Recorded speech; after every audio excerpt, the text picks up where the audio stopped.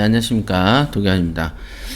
자, 이 주제는요, 부동산이 앞으로 떨어질 수 있는데 경매 투자의 운명은 어떻게 되느냐, 이제 요런 이제 질문인데요.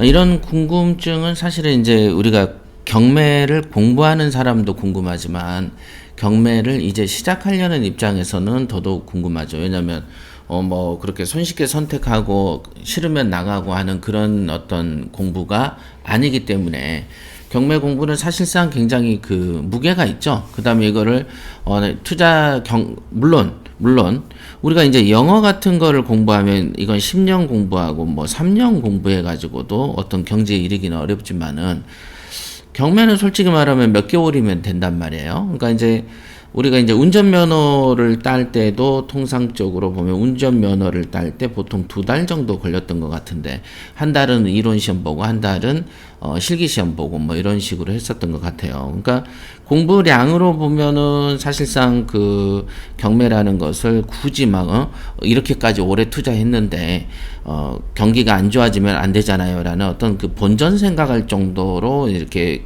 크고 무거운 공부는 아닙니다, 사실.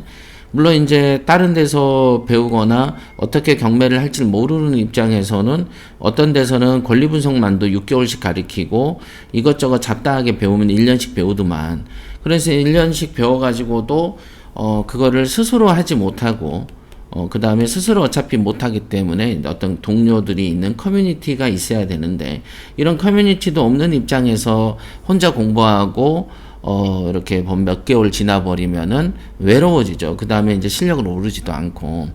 자, 이런 형태다 보니까 이거를 배워도 배운 것 같지도 않는데 어떤 누군가에게 이용당하기 쉬운 것 같기도 하고, 이런 생각이 있을 때는 어떤 시기를 고민하죠. 아, 이때는 그래, 부동산 누구나 오른다고 할 때 이때는 공부해도 될 것 같은데, 만약에 부동산이 내년에 좀 떨어지면은, 왜냐면 현재 어떤 정부가, 특히 문재인 정부에서 부동산을 폭등시켜 놓고서도 내리겠다 이러고 있으니, 그럼 정말로 언젠간 나중에 떨어지지 않겠냐. 왜냐면은 지금 주택 공급이 앞으로 향후 3년 이내에 수도권에 조금 어느 정도 공급이 된단 말이에요. 그러면은 아무래도 이 공급이 되면은 가격이 좀 하방으로 떨어지지 않겠습니까?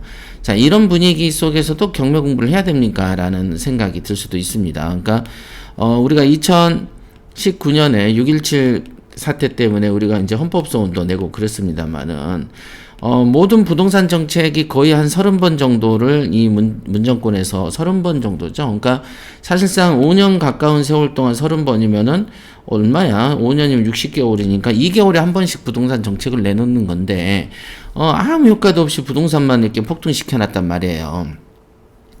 그래 놓고 그 돈은 많이 풀다 보니까 이게 돈은 시중에 깔려서 물가가 또 폭등한단 말이에요. 물가가.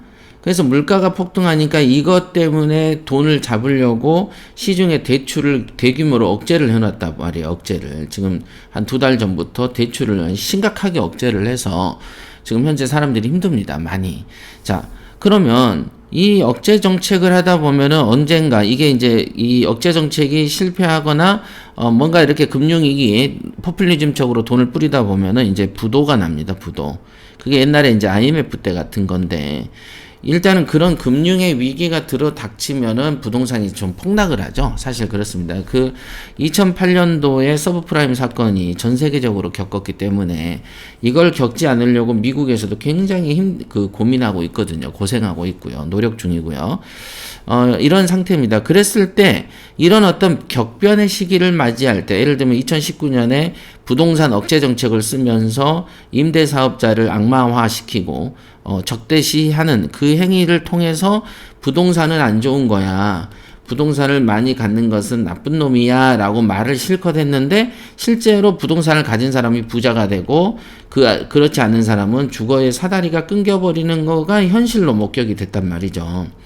그러다 보니까 어떤 이제 부동산이 정말 안 좋은 것은 아니구나 정도는 사회 인식은 됐는데, 이런 어떤 격변의 시기다 보니까, 특히 코로나 시기다 보니까 사람들이 오히려 투자가 위축이 됐죠. 그래서 투자를 안 하는 거예요. 자, 투자를 안 하는 건 좋다 이거예요. 그러나 투자를 하기 위한 공부, 준비도 안 해버리는 거죠. 그러니까 우리가 군인들을 뽑아다가 훈련시켜가지고 전쟁도 없지만은 군인들을 양성하고 전쟁도 없지만은 훈련을 하는 것은 혹여라도 전쟁이 터졌을 때 우리가 생존하기 위해서인 것처럼 투자를 안 하는 거, 투자를 위축하는 거, 안 하는 거는 별개로 투자에 대한 공부조차도 안 해버리는 것은 마치 전쟁 안 터졌으니까 군대도 안 뽑고 훈련도 안 하는 격이다, 이게. 그러다 보면 결국은 여러분의 짧은 인생에 또 손해를 보게 되는 것이죠. 그러니까 국가의 정책으로 여러분들이 부동산 정책이 억눌러지니까 아이고 부동산 안 해야 되겠네 라는 마음 딱 들으면 그 이상의 손해가 오는 거예요. 공부를 안 해서 오는 손해. 그럼 또 그러다가 부동산이 오르면 아이고 이제 해야 되겠네 뭐 이런 식으로 생각을 하는 방식들이 대체적으로 실패하는 사람들이 갖는 생각이거든요. 그래서 여기에 있는 것처럼 부동산이 앞으로 떨어질 수 있는데요. 예, 맞습니다. 떨어질 수 있어요. 주택 시장이 이렇게까지 과열된 이유는 첫째 잘못된 부동산 정책도 정책이 상당 부분 차지하지만 두 번째는 결국은 공급 부족이죠. 공급을 하지 않아 버렸기 때문에 재화가 공급 대비 필요한 수요가 너무 높기 때문에 그죠? 수요가 높죠. 그래서 부동산이 폭등한 겁니다. 이거는 정말로 정책의 실패다 이게. 판단력 부재, 무능하고 연결이 되어 있는 독특한 현상인 것이지 인구가 갑자기 5천만 명이 1억이 늘어가지고 길에서 사람이 자니까 야 집값이 오른다 할 정도의 사건은 아니었었거든요. 최근 2, 3년 사이에 정책을 잘못 써서 주택 공급 현상이 심화되면서 폭등하게 된 것이죠. 그러면 이런 현상이 앞으로도 계속되겠냐? 아니죠. 예를 들면 다음 정권에 누가 들어온다면 당연히 공급량을 늘릴 것입니다. 왜냐하면 이렇게 해서 망한 걸 봤는데 또다시 그 짓을 할 리는 없잖아요. 그러니까 앞으로는 주택이 떨어질 가능성이 있습니까? 없습니까? 예, 있다라고 보는 게 합리적인 것이죠. 합리적이다, 그게. 그러면 급히 떨어집니까? 완만히 떨어집니까? 볼 때 급히 떨어지는 것은 국가 입장에서도 바람직하지 않기 때문에 당연히 연착륙을 시키려고 할 것이다 라고 추정할 수 있어요. 그러나 지금처럼 대출을 꽉 잡아버리면 경착륙이 이루어지기 때문에 사회에 파동이 옵니다. 그래서 지금도 정책을 잘못 쓰고 있는 거죠. 대출 억제 정책도. 지금은 그러니까 이 시기가 지나면 그렇지 않고요. 부동산이 앞으로 떨어질 수 있다 칩시다. 자, 떨어질 수 있을 거예요. 떨어집니다. 자, 그러면 어떻게, 이거는 15년 전에도 일본처럼 됩니다라고 얼마나 유튜브에서 떠든지 아십니까?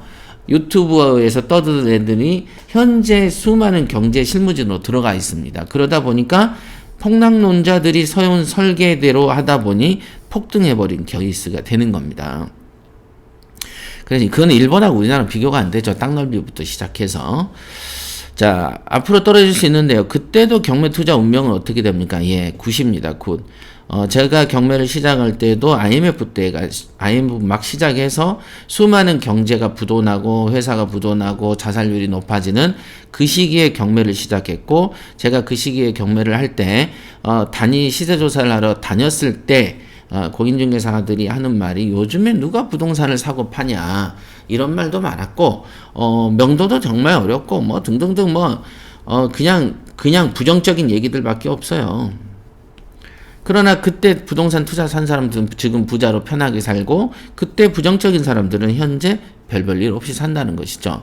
이거는 사는 동안 제가 본 30년 동안 입증된 사실이기 때문에 앞으로 30년이 독특한 형태의 지구가 반대로 돈다든가 그런 형태, 인구가 서울 인구나 한국의 인구가 갑자기 핵폭탄이 떨어져 가지고 5천만 명이 100만 명만 살아남는다든가 이런 형태의 급변하는 사태가 아니라면은, 아니면 우리나라가 갑자기 북한한테 점령이 돼서 공산화가 된다든가 이런 형태가 아니라면 보편적인 기준에서는 이렇게 부정적이지 않습니다. 그래서 경제가 내려갔을 때가 부동산을 살 때예요. 그러나 지금은 경제가 과열되어 있기 때문에 앞으로도 떨어지는 시기다. 그러니까 사면 안 되는 건 소매에서 사면 안 되는 것이고 도매에서는 괜찮다. 이렇게 보시면 되는 거예요. 그러니까 아무래도 상승기 때는 소매에 사도 또 오를 가능성이 있지 않습니까? 소매에 사도. 예를 들면 이전 2년 동안 보면은 부동산이 상승기이기 때문에 상승기이기 때문에 요때 사도 돈 벌고 요때 사도 돈 벌고 요때 사도 돈 버는데 하락기가 오면은 아무래도 시세 주고 사는 것은 부담이 좀 있다. 그러면 시세 말고 뭘로 사냐? 도매로 사면 되지 않냐? 그 도매로 사는 법이 뭡니까? 예, 경매입니다. 도매로 사는 게 경매죠. 경매는 부동산의 도매 시장이기 때문에 그렇습니다. 그리고 운명이 어떻게 되냐? 제가 투자해왔던 25년 동안 무슨 일이 있었느냐면 25년 동안은 첫째 IMF를 겪었습니다. 그 다음에 노무현 정부의 폭등기를 겪었습니다.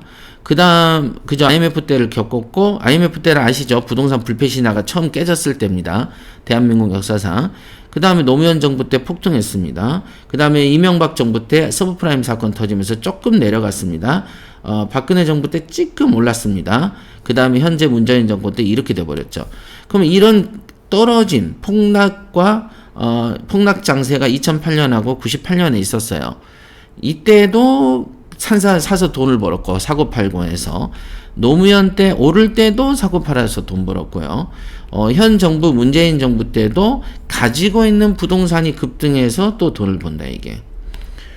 그죠? 근데 여러분들의 선택입니다. 이거는 야 급등하니까 안 사야지 해도 여러분의 선택인 거고 나중에 사야지도 여러분의 선택인데 결국은 뭐냐? 이 25년이라는 긴 세월 동안에도 부동산 경매는 항상 빛이 났다. 그래서 제가 강의한 주제가 있어요.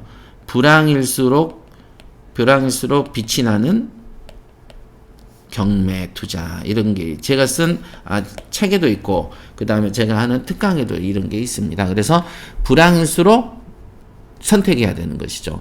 근데 지금은 호황기죠. 호황이라는 건 물가도 오르고 뭣도 오르고 부동산 가격이 올라버린 측면에서는 호황이고 내부 경제는 이제 굉장히 힘들지만은 저는 부동산의 가격 오름세만 표현한 겁니다. 네, 뭐지? 네, 그렇습니다. 그래서 부동산 경매 투자는 어떻게 되나요? 네, 불황이든 호황이든 열심히 투자를 해 나가시고 투자를 안 하시는 건 좋으나 경매 공부는 해놔야 된다는 거 잊지 마십시오. 여기까지 하겠습니다.